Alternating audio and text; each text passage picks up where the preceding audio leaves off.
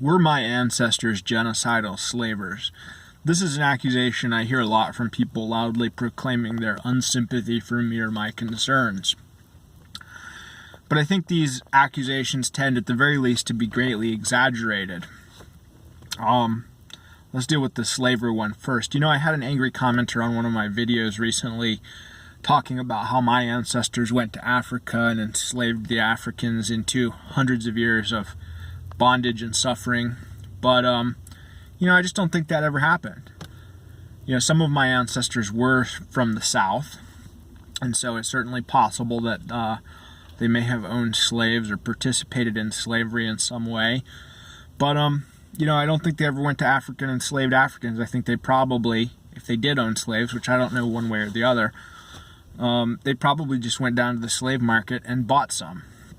And those slaves would have gotten there because ships would have shown up and sold slaves to the slave markets. And, they would have acquired them by going to Africa and purchasing slaves that had been enslaved by other Africans. They would have never had to go and actually enslave Africans. So, I just don't think that ever happened, and that's kind of a hyperbolic exaggeration to claim that my ancestors did that when, they were most likely, even if they did own slaves or participate in slavery in any way, most likely several steps removed from that whole process. So, definitely an exaggeration there. And, I happen to agree with liberals that slavery was a terrible thing. My reasoning is a little bit different. Mainly, I'm pissed off that we're still paying the price today for it when other white countries, which did not have the institution of slavery, did just fine. So obviously it wasn't a necessary institution. On the balance, it probably wasn't even a profitable institution, especially if you look at the cost of the Civil War and everything associated with that. And then everything since that, definitely not a profitable institution.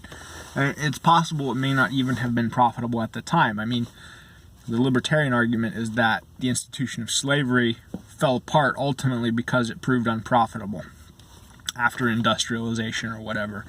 And I think there were some studies done with slaves in the late antebellum South, to study their suitability for industrial production. And if I recall correctly, the main finding was that their only advantage for industrial production over wage labor was that, let's say workplace retention, and you could maintain control of your trade secrets because the slaves couldn't leave to find another employer. But other than that, they just simply weren't competitive with paid labor. And so that's probably why the institution of slavery ultimately fell apart. But it's possible it was never profitable, for hundreds of years before that, at least. And if you look at the South, which had a pretty high rate of slaves, large minority of slaves, or even in some places, a bare majority of slaves, then slave revolts were always a major concern and a major preoccupation, and tremendous resources were expended to prevent and to prepare for a potential slave revolt with, wide-scale militia service and patrols and everything else. And so it's possible that, slavery was never profitable in America once you take those costs into account, which are basically socialized costs that the society was having to subsidize the minority of individuals who owned slaves by helping to bear these expenses. So, I just don't think it was a good institution. There are plenty of white countries that did just fine without it. And, we're still paying costs on account of it today. So, bad investment. Bad. And I wholeheartedly believe that. But as far as my moral culpability, obviously, there's the conservative argument that, well, I didn't individually have anything to do with it, which I think is kind of a cop-out. I mean, it happened. the consequences are here for us to deal with today, and you can't just disclaim responsibility because that's not going to make the consequences disappear. And by the consequences, I mean, well, you know what I mean. But definitely that line of rhetoric is definitely exaggerated and overblown. And a lot of hay has been made about the horrendous suffering of the Middle Passage or whatever. And sure, I'll grant that. It was probably tremendously unpleasant. But would it have been qualitatively different than the experiences of early white explorers and settlers? I don't think so. It might have been quantitatively different. But people were packed tightly into smelly, cramped, disease-ridden hulks and shipped over to the New World. That's how people got here initially. And so, anybody making that passage would have had some similar experiences. Maybe not necessarily to the same extent. But if you look at, let's say, Magellan's expedition, Magellan set off with 5 ships and like 269 guys. One ship made it back with 16 crew. And then they were like, hell yeah, let's do it again. That was sweet. So, definitely that must have been a horrible experience for a lot of them. I'm sure, most of those people who died probably suffered greatly. It probably wasn't quick and painless deaths. And the ones who lived probably suffered almost as much, if not more. But they did it again. And, the Pilgrims, the first winter here, half of them starved. So, those times and those conditions were hard on everyone. So, I'm not, being captured and enslaved and sold and transported against your will probably didn't make it any more pleasant. But, I'm just not seeing the fundamental difference for anybody involved. So, excuse me for being unsympathetic, but I feel like life was just pretty hard in general for everybody hundreds of years ago. And, the actions and decisions of people since then have shown that to be, maybe a fortunate event for those individuals who survived it. Because the freed blacks since the Civil War have not been leaving in great quantities. They seem to be perfectly content here. For all their bitching and moaning, they're not packing up and leaving, which they've been able to do since they were emancipated. And, which many of them have had the financial means to do as well, but haven't availed themselves of that option. So, they're certainly enjoying the benefits and the good fortune of their ancestors having been transported involuntarily. Now, the genocide claim. This is always in relation to the Native Americans.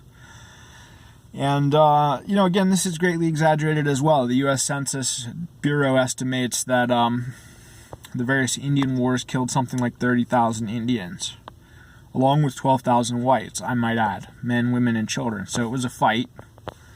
There was violence going both ways. And my ancestors won. And, I'm not too terribly tore up about that, to be honest. And the scale of the violence is greatly exaggerated. They didn't kill millions. They killed, the Census Bureau estimates that 30,000 is undoubtedly a low number, and the actual number may have been half again that, or 45,000. So, there was some violence. People's land was taken, but, the scale and the scope of that is greatly exaggerated. It wasn't like they went and slaughtered millions. That was the disease. And, nobody can help that.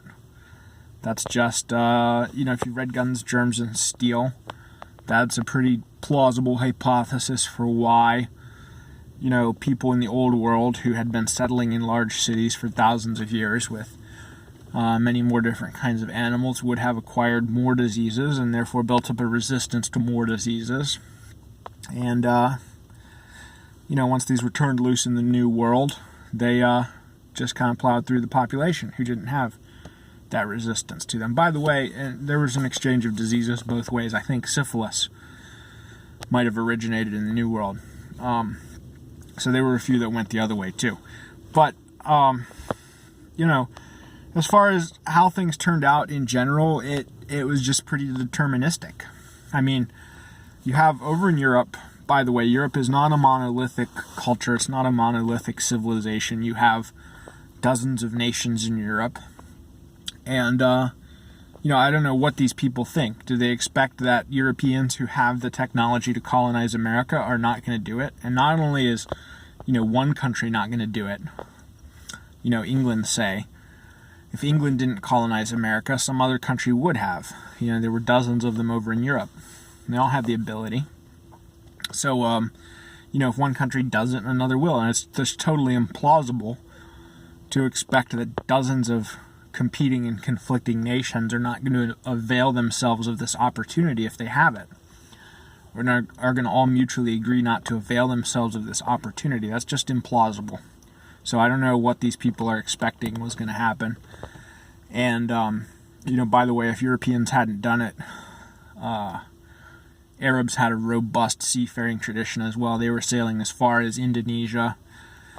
The Chinese, just before this era, had a robust seafaring tradition, and they could have developed one again. So, even if, for whatever reason, Europeans had refrained, it was going to happen eventually. Someone was going to colonize the Western Hemisphere, because it's a large expanse of fertile land and resources, that the Indians were not using to its fullest potential due to their own low level of technology.